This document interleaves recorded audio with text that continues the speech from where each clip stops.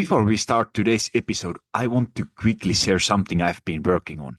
It's called the consistency reset, and I created it for women who are tired of starting over with diets, workouts, and healthy habits. Because most women don't fail because they lack motivation. They struggle because the plan is too strict, too complicated, or simply doesn't fit real life. Inside the consistency reset, you start with the short quits, and then you get the personalized plan with simple daily actions, realistic strength workouts, practical nutrition habits, and reset tools for the days when life gets busy. So if you miss a workout, overeat, have a stressful weekend, or feel like you are falling off track, the goal is not to start over again. The goal is to take next small step and keep going. If that sounds like what you need right now, you can take the quiz and build your personalized plan through the link in the show notes. But now, let's get into today's episode. Welcome back to the Fit Me to Fitness podcast. We often hear that we should eat better quality food, but what does food quality actually mean? Does everything need to be organic? Should we avoid all processed food? And how can we make better choices without becoming overwhelmed, spending a fortune, or trying to eat perfectly? My guest today is Travis Baumgardner, co-founder and chief customer officer of SAMBAZON, the company that helped introduce certified organic and fair trade Açaí to the global market. After moving to Brazil in the 1990s and discovering Açaí, Travis saw an opportunity to build a food supply chain that could support local communities, preserve biodiversity, and bring the traditional Amazonian food to people around the world. Today we will talk about food quality, sustainability, labels, Açaí, and how consumers can make healthier and more responsible choices without making nutrition more complicated than it needs to be.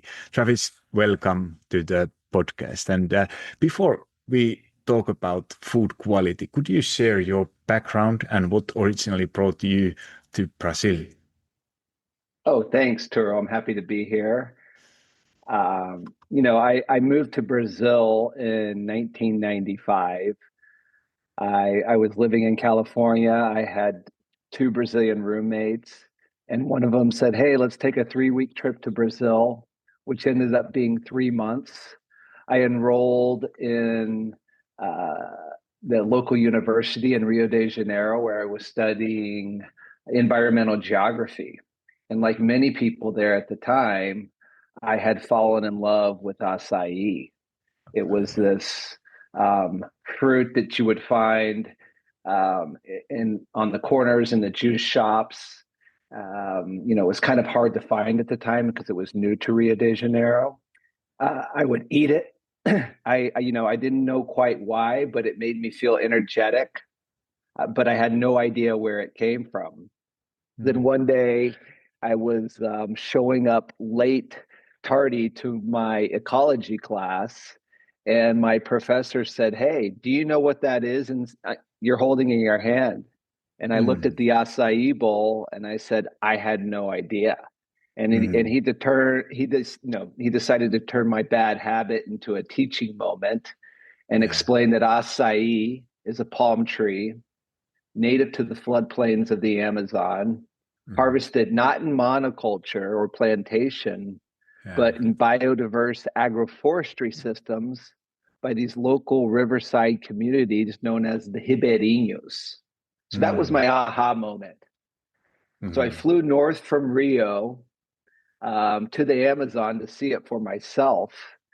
And what I saw there, were these homes hidden along the riverbanks.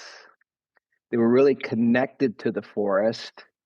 And you had these families who were harvesting acai, not by clear cutting the forest, but by actively enriching it and managing it. So it was a fundamentally different model of agriculture, right? Not one of extraction, but integration, not monoculture, but biodiversity.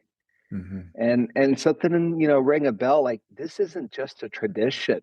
this is actually the future. Yeah. So, we there's a lot to learn. There's a blueprint out there that already exists in communities like the Hibidinos up in the Amazon Mhm. and all over the world who have been the stewards of these ecosystems for hundreds, if not thousands of years. So there's a lot to learn from them. And it's a different form of, agriculture or way to, feed and interact with the environment. So that's what, uh, that was the inspiration to start Sambazon. Sambazon is actually an acronym for the Sustainable Açaí Management of the Brazilian Amazon. Mm. So from day one, we made a bet, myself and my co-founders, that people, planet, and profit can scale. Excuse me. Mm. And 26 years later, that bet's paid off, right? We've been able to, last in our 2025 harvest, we processed over 70 million pounds of Wow. organic and fair trade certified acai fruits from over Wow. 350 Ribeirinho communities, covering Wow. over 100,000 acres of Amazonian biodiverse agroforestry. That's like the equivalent of 88,000 football stadiums. So it's a Wow. big area. Wow, that's huge. And then the last thing, I'll just to close it out, that I'm happy to announce, starting in our 2026 harvest, we've now all of our acai we process is going to have the regenerative organic certification. So it's Oh, like a nice. step above organic, right? I'm not sure if you and your listeners are familiar with the regenerative certification. No, You I'm probably not. do that a lot in Europe, but it's a, organic basically means we stop putting poison into our food. Mm. It's a movement that started 30, 40 years ago. It was a great step above conventional, but Yeah. it's not, it doesn't take into consideration the biodiversity, right? The soil health, the human element, the animal element. So, Mm-hmm. in Europe, you have this Demeter Mm-hmm. certification, a lot of these, family owned farms, right? Yeah. So regenerative is pretty similar to that. Mm-hmm. And, ultimately, we need to make sure that our food systems will be sustaining us for hundreds and thousands of years going into Mm-hmm. the future. And this is what it Absolutely. does, right? This is what regenerative certification by a third party enables. So we're excited about that. And I'm excited to talk to you about, right, you know, the health aspect Yeah. of No, absolutely. acai and how that's inspired me in other aspects of my life. Yeah, no, this is like first of all, I apologize. I even pronounced it wrong because this is a totally new thing also for me, and I assume for many of listeners too. So, what did you recognize in Asai that others had not seen yet when you first get familiar with Asai? Yeah. So two things, right? My very first experience in Rio de Janeiro, before I even knew, about where it came from or what it was this just, why is it giving me energy, Mm-hmm. right? Why is it, it's something I couldn't quite explain. Mm-hmm. And, what we found out that acai, it's a purple berry. It looks like it's about the size of a blueberry, but Mm-hmm. it's 95% seed. Actually, you can't, here's the seed. Yeah. So Oh, we nice. only scrape off the outer skin to make the acai puree. That Oh, skin is 50% fats. So omega 3s, 6s, and 9s. wow. And then the purple color is the polyphenols, the antioxidants, Mm-hmm. specifically anthocyanins. And it's held together by fiber. So, Mm-hmm. and there's no sugar in acai. Mm-hmm. It so that combination, right, is like the Mediterranean diet where you have Yeah. olive oil mixed together with red grapes. Uh, And it's a superfood. So, the fats in there, these healthy fats, give you this sustenance. mhm. And what, at the time, high elite athletes like the Gracies. Have you heard of the jiu-jitsu family Yeah, out of Brazil absolutely. called Yeah. the Gracies, right? So Yeah. they're actually from the Amazon. They Oh, nice. brought acai down from the Amazon to Rio de Janeiro in the mid 80s when they were Mm, opening up their training facilities. And they were using acai as a big part of their Gracie diet mm, as a foundation where they would lay, so they had the healthy fats, they had the antioxidants, and then they would layer on other elements. They would add in protein, they would add in other fruits or mm, granola. So, in the Amazon, acai is literally the staple food of the 2 million plus people who live in this one region of the Amazon. They eat it mm. every single day, for Nice. thousands of years, these Yeah. ribeirinhos. So there's something to that, right? Yeah. It's been, and now, so that's what I found out on the health benefits, right? Why was acai making me feel so good? Antioxidants, good fiber, and healthy fats. Yeah. So was we use the words high quality food often. What does food quality mean to you? Yeah, that's changed and evolved a lot throughout my life. I am of the opinion that Mm, if you eat organic foods and you've got um, a victim's mentality, mm, and you're only going to that organic food's going to be creating organic bad feelings in your body and your mm, emotions. So first of all, you need to, when we're consuming anything, I don't care if it's conventional, organic, regenerative, we need to start with a mindset of abundance, right? That this is fuel that's feeding my body, and it's going to make me a winner, right? It's going to make me strong. It's not taking away. mm, And that's very important, right? Our frame of mind when we consume anything. So, again, if you're in the wrong frame of mind, you could have the best quality food in the world, and you're just going to have organic bad emotions. So, what's mm, the point, right? So that mindset first and foremost. Secondly, it's like, what is there's so many layers these days between what's in our pantries, what's in the grocery store, and where what we put in our mouths and where that food actually came from.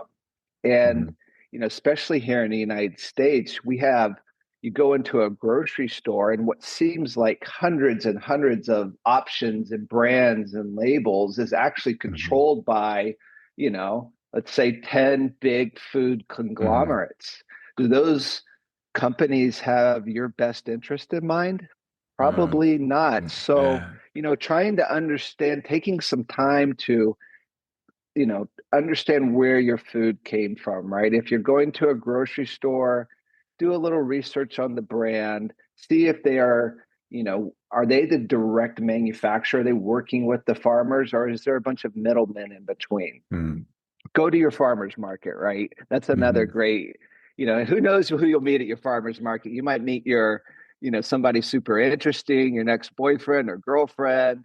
It's always a yeah. great place to, Yeah. community. And so that, really having a more intimate relationship with food and health and a mindset, those are the foundations before I even get into, like, the macros and the micros. Am I getting enough protein? Am I getting enough Mm, fiber? Am I eating the right thing? I want to make sure that, I've got a good mindset, that I've got a pretty good understanding of where my food is coming from. And I'm mm, okay with that, right? Whether I'm buying conventional, organic, or regenerative.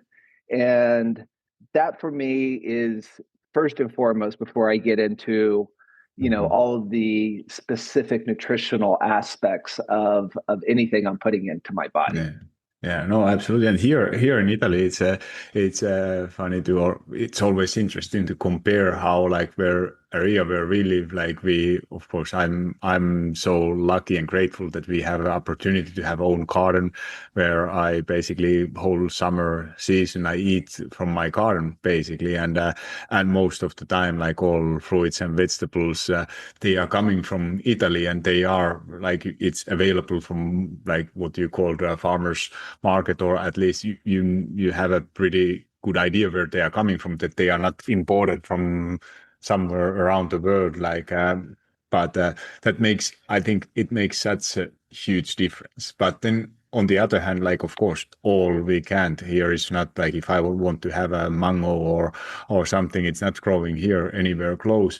But what is your take on like that? Does everything need to be organic, or what could be good ratio? Well, that's a great question. There is a list of I think they call it like the 20, right? The 20, like there's 20 fruits and vegetables that you want to stay away from, right? Hmm. Due to their biological nature, right? Unconventional. So it's like Hmm. basically there's 28 fruits and vegetables, which, yeah, it's okay, right? And then Hmm. 20 that are you want to avoid. You can look that up on the internet, but normally it's fruits and vegetables that have a thin flesh, a thin skin, Hmm. that like strawberries and blueberries and tomatoes, for example, where Hmm. those conventional farming practices will lead, they're going to get into the product that you're consuming, you know.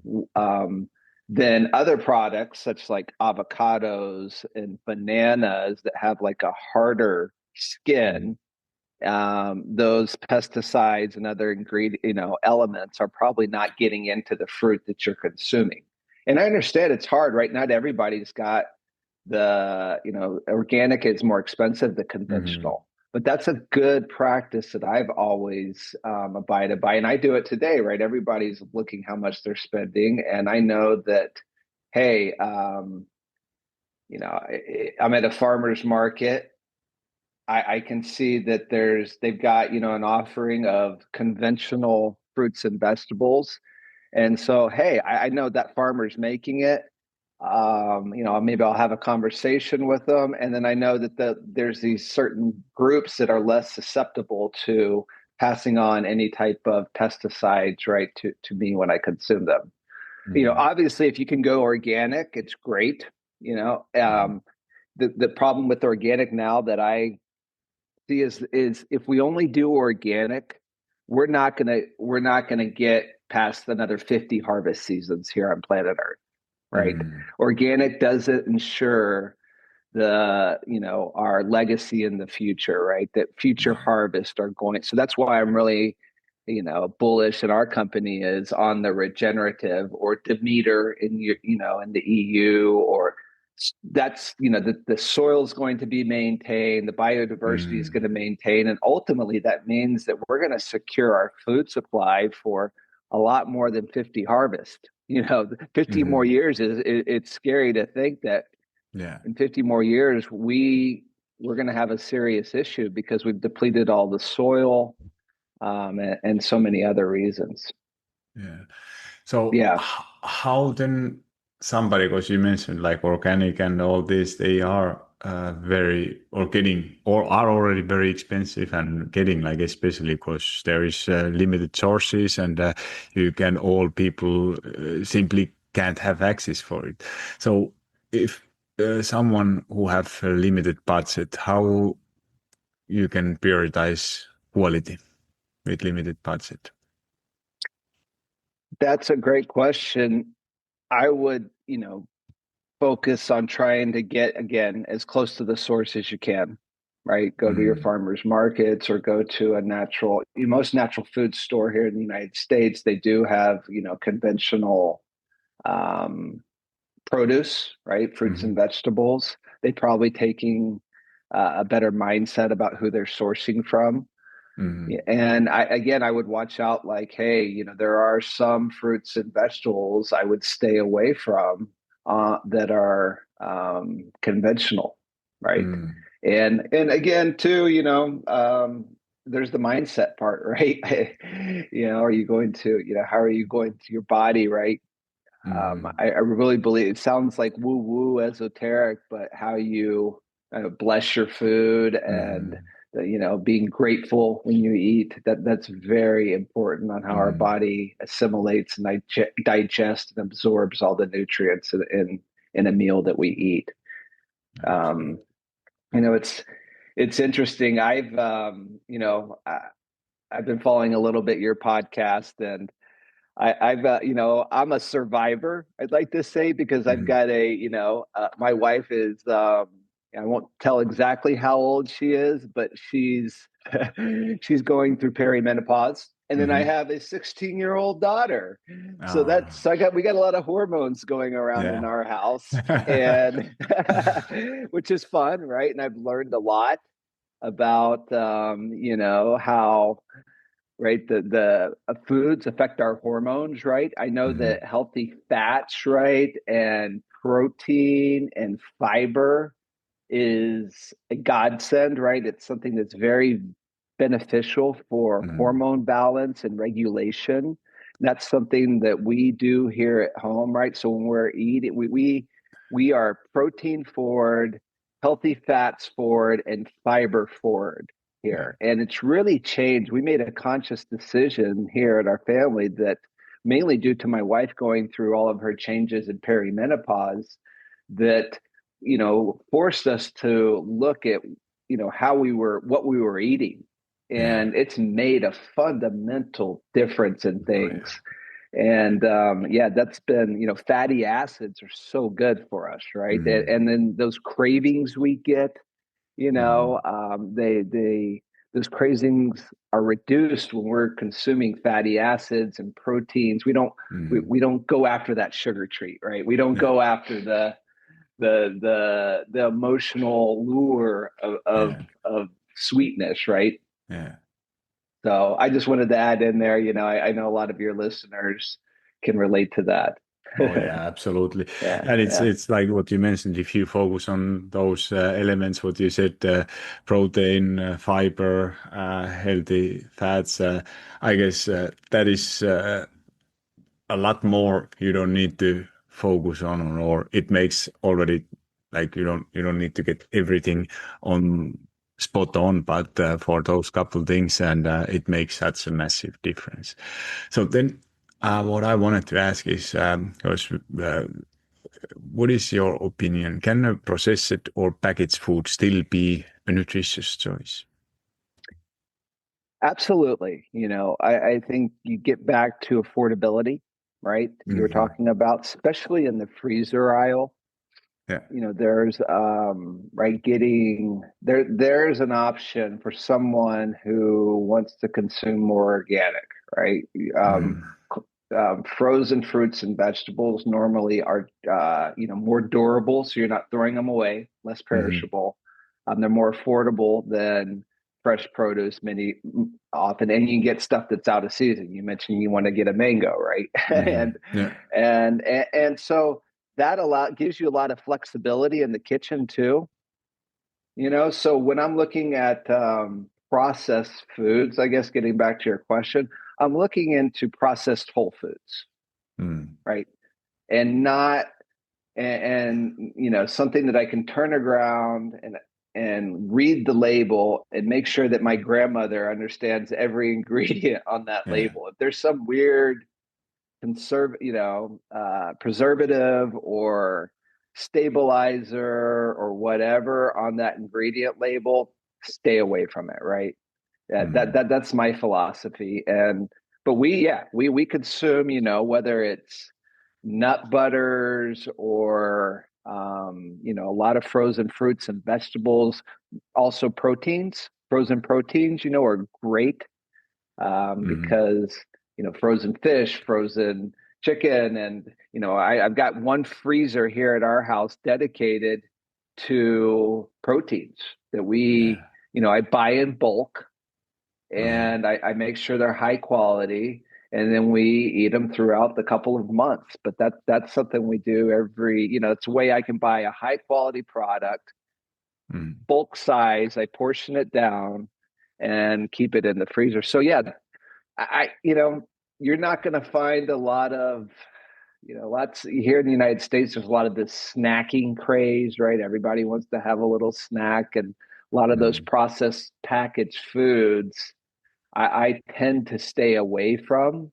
mm, unless I'm flipping it around, looking in those ingredients, and I feel okay with those ingredients. There's no seed oils, there's no weird stabilizers or preservatives. But I honestly, you know, instead of having an energy bar, I'd rather just carry some nuts, mixed nuts, and peanut butter, you know, yeah, which or a banana. yeah, yeah, You yeah. know, No, it's that's I. cheaper and it's easier, right? Oh Processed yeah, foods, packaged foods are more expensive at the most yeah, part, and they're unhealthy for the most part. So yeah, I really try to stay away from those, especially when I'm traveling. You know, another thing, yeah. a lot of us travel a lot, and you know, you can, and airport food's expensive, and eating out's Mm-hmm, expensive, and you know, mm-hmm, I make a conscious effort to boil some eggs, bring a mm-hmm. banana and some nuts and some jerky or something like Yeah. that when I'm traveling.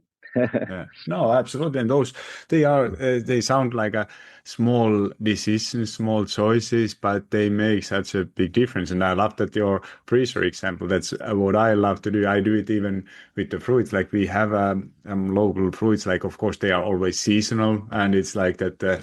It's all of a sudden like we have apricots or we have a plums. Like they are now here, and then you have unlimited amount, but or some berries like blackberries and stuff like that, but they are like, I'm so grateful first of all to have to be able to live in a place where they grow, but of course season is so short.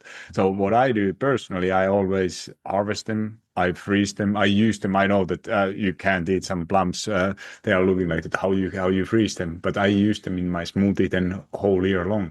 So it's not that of course you can't eat just fruit as a, like if you freeze some fruit and then you put it out from your freezer, it's not gonna be eatable. But if you use it as in a smoothie or doing like some self-made ice cream, or just finding some different ways how to make it like that it lasts longer, and when you know where it's coming, that's what I personally think and try to do all the time. Like, but of course it takes a little bit time and effort to think about those things in advance. And of course, easiest option is always to grab that snack bar or whatever. But it makes such a big difference, especially in the long term. Oh, that's great. Yeah. We here, you know, the practice we have, we dedicate like one day a week to Mm. making food, prepping food for Wow, the week. I've got that's two amazing. children, and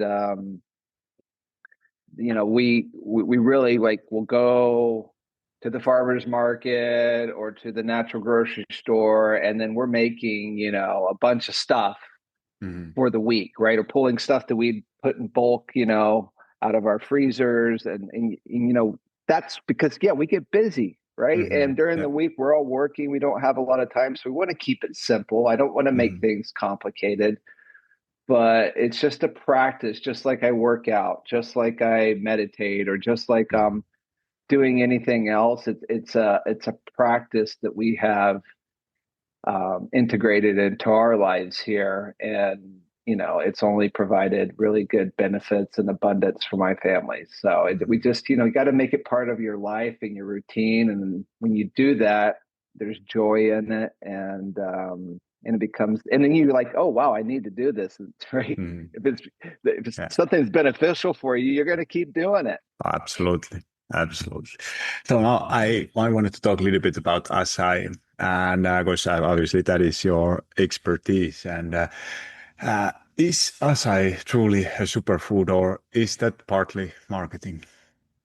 Well, that's a great question. You know, acai, you know, as I explained, it's been consumed in the Amazon as one of their staple foods for hundreds of years, right? The Mm-hmm. Gracies, right, saw it as it's a fundamental part of their training diet. Now, what's Mm-hmm. happened is acai has been turned into this like trendy dessert. Mm-hmm. And acai, due to the fact that it has no sugar in it, needs to be Mm-hmm. sweetened. A lot of people will write, what is sweeten it? So they're sweetening it with you know, anything. Mm-hmm. And then they're putting on a lot more toppings and granola. Like now you can go get an acai bowl here in the United States, and people are putting like gummy worms on it and, you know, condensed milk, and it's just a calorie bomb, and it's really, you know, nothing I would ever eat. So when Mm-hmm. you know, acai itself, unsweetened acai, either get it like frozen as a puree, or you would get it in a freeze dried powder form. Mm-hmm. I consume that every day. You know, some of the people I most admire consume Mm-hmm. that every day as a foundation to really their smoothie routines, right? Their Mm-hmm. smoothie and bowl routines. So, you know, every day I'm taking unsweetened acai frozen. I'm using some type of nut milk or a coconut milk or a coconut water, and then I'm layering on my protein. Right, so I could Mm-hmm. either use vegan or animal protein. I like whey. I like high quality Mm-hmm. whey protein. I'm layering on avocado, so I'm getting even Mm-hmm. more fats in there. I'm laying on a little bit of banana for the Mm-hmm. sweetness. You Mm-hmm. know, just a little bit of sweetness. You know, people put peanut butter in there or almond Mm-hmm. butter. You can throw in other adaptogens and other powders, so like maca powder or spirulina. It Mm-hmm. really allows you to customize your smoothie experience, right? And Mm-hmm. getting back to having a simple life, you know, Yeah. I have like two or three go-to smoothie Mm-hmm. recipes that we do here at home every week, and those are the same two or three, right? So Yeah. I don't have 20, I don't have Yeah. 10, I've got two Yeah. or three, and we're alternating between those, right, every day. Yeah. And Yeah. my goal of that is to get this foundation of healthy fats, antioxidants. I want to get like 40, 50 grams of protein for myself in there. I want to get some good fiber. You know, you can also, it's great with Greek yogurt, Yeah.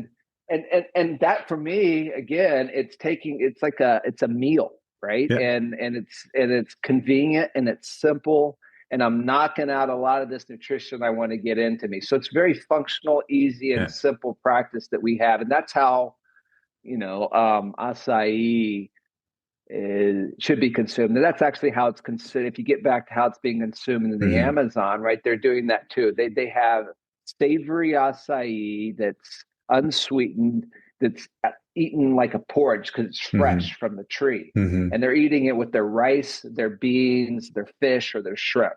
You know, the Mm-hmm. Gracies use it as a training element, right, for their Yeah. bodies.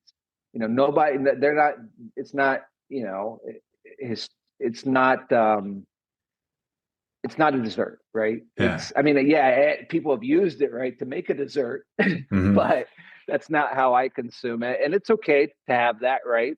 But Yeah. at my age, I'm 50, and everything I put in my body, I want it to be functional and Yeah. healthy. So, Yeah. you Absolutely. know, for teenagers who have a lot of energy and want to eat an acai bowl full of sugar, probably Yeah. better than a lot of stuff. Oh But yeah. you Is it know, the most optimal? for Probably not. me, it's not doesn't really apply to me Yeah. anymore.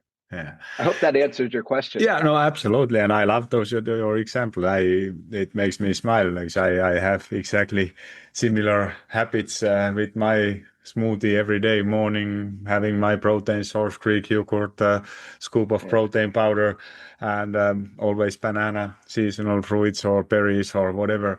But and not making it. Those are always the main ingredients. Banana just for sweetness, but then everything else is seasonal, and I mix everything, and that's the way how I make sure I get my protein in, my fiber in, my fruits per day, so I don't basically need to worry about it anymore than the rest of the day. So how then about, because you talked about acai and all different kind of forms, how it is. So how can consumer identify a better acai product? that's great. So I would, I personally, I look for unsweetened acai. That'll be, uh, clear. Usually it's labeled as such. And then you want to turn around and look at the nutrition facts and make sure there's no sugars or carbohydrates, because that's Mhm. a sign of pure acai.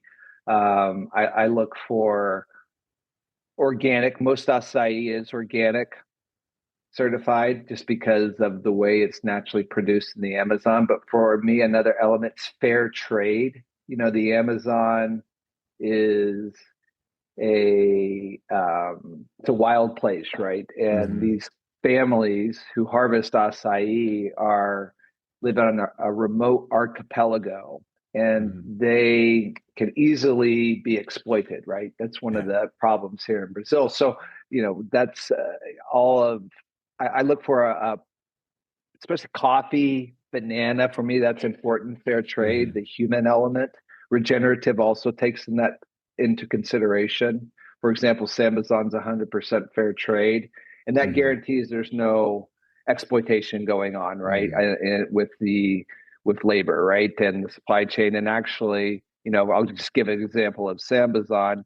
1% of all the fruit we get, there's a fund that we Mhm. provide, and that money goes back into the communities, and we invest Right. in schools and health outposts and different um, needs that they have, because again, they live on these remote islands. Mhm. They don't have, far away from health and education, but they're also wonderful. They're the stewards of the rainforest, right? And they Yeah. recognize that this is, they have an amazing life and amazing job, and we want to support them too, and make sure that they continue to prosper, right? Because there's a here, we have this sense on getting back to our mission of the sustainable acai management of the Brazilian Amazon, but it's a different way to look at capitalism, right? There's two forms Mhm. of capitalism. There's Mhm. shareholder capitalism, Mhm. where it's really just about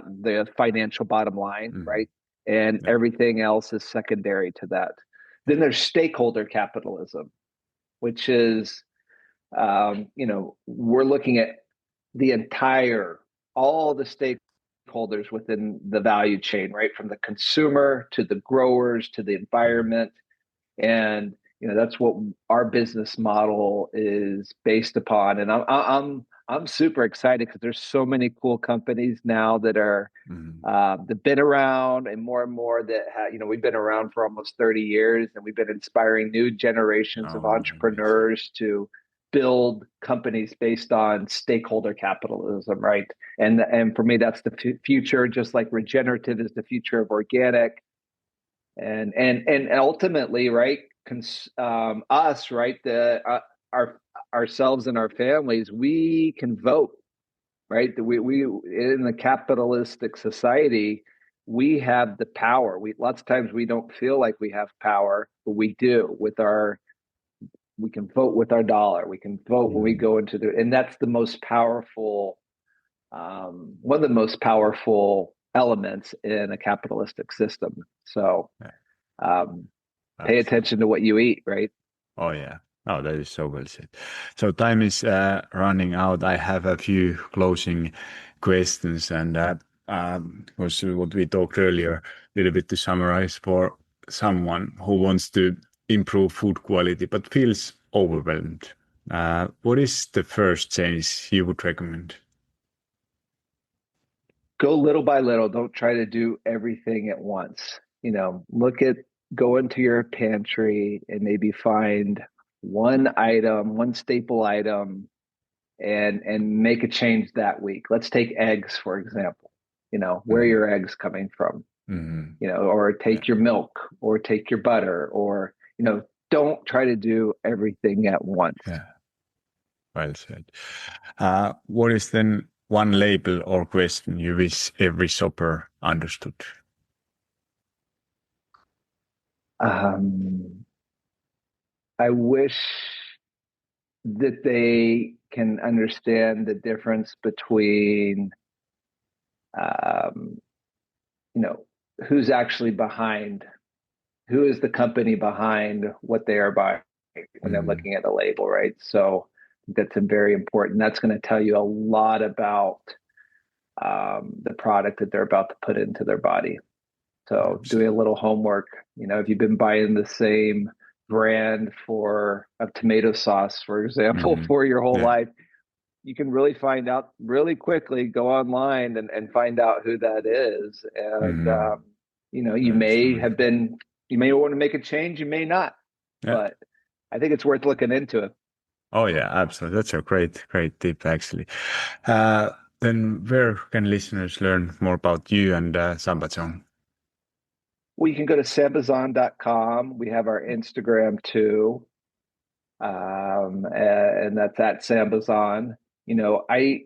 In Europe right now, we've got there's some good distribution in the UK and Portugal and Spain. I'm not too sure about Italy, Turo, but there's some great information. But I have actually, my listeners are mostly from the US. Okay, so even I'm located from Italy, but. Nice. Yeah. And, we're in over 30,000 grocery stores. So you go to the frozen fruit section of your local grocery store, and you are more than likely going to find a SAMBAZON Açaí there. Awesome. Thank you so much, Travis. I really, really learned a lot from this episode and definitely now know what Açaí is. Honestly, I never tried it, but now you made me to inspire to try it. Look if it's somewhere here available and definitely try it. So thank you so much for your time, sharing your wisdom, and thank you. Thank you, Turo. It was a pleasure. Before you go, if you are tired of starting over every Monday, I want to invite you to check out the Consistency Reset. It's my new personalized coaching app for women 35 to 55 who want sustainable fat loss, simple workouts, practical nutrition habits, and support for real life. You will get daily actions, realistic workouts, and reset tools to help you keep going without guilt or perfection. You can take the quiz and build your personalized plan through the link in the show notes. Thank you so much for listening and talk to you in the next episode.